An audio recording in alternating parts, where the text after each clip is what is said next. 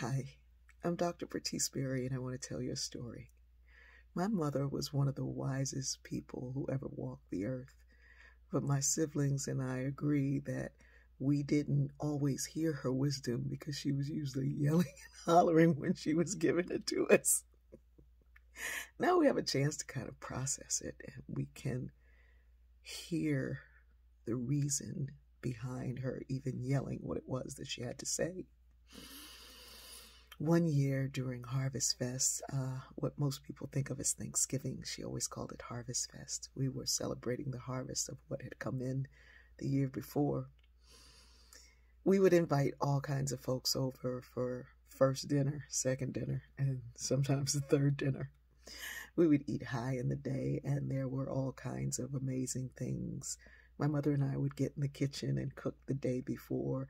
There would be ham and turkey and beef, and there were collard greens and black-eyed peas and you name it. Oh, cornbread and Brussels sprouts and green beans, macaroni and cheese, corn pudding, mashed sweet potatoes.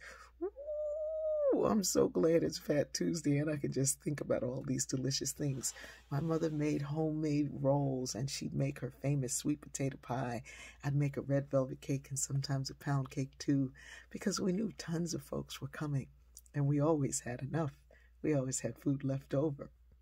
Anyway, one year a group of folks came and they sat down at our first dinner, which is around 12 or 1 o'clock. And they said, ooh, this is the best meal ever. But we have a lot of other houses that we're supposed to stop at. We had lots of invitations this year. They said all of that after they had eaten. And they said, so we're going to leave. And maybe, can we come back later? Because this was the best meal we've ever had. We were living in San Diego, and a lot of people didn't cook like my mother did. But it was fun to treat people to it. Anyway, they left and they came back later that night. Now, people were coming in all day long. You eat, you go out, you go for a long walk.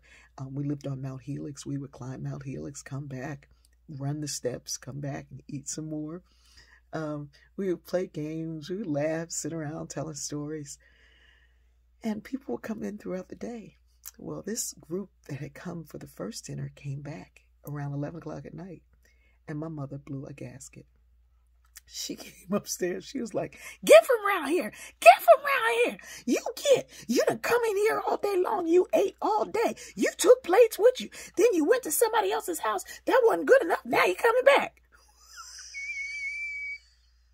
And it takes my brother to tell this story. And we had to calm my mother down. We're like, y'all, I don't know what's wrong, but go. We were calming my mother down, fanning her. Mom, what's wrong? What's wrong?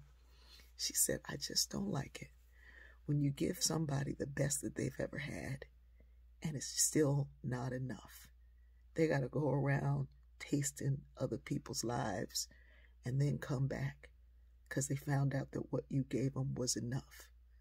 But then they come back all late when you're tired from serving and doing, and they're looking for you to serve them again. You're like, okay, Mom, all right. It didn't have as much meaning as it does to me now. But I hope and I pray that I live my life in enough gratitude that when someone gives me from their best, I am grateful for what they have given.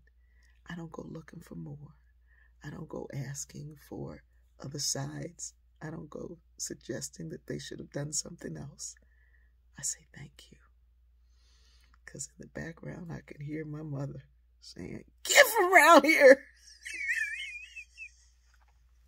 I love you.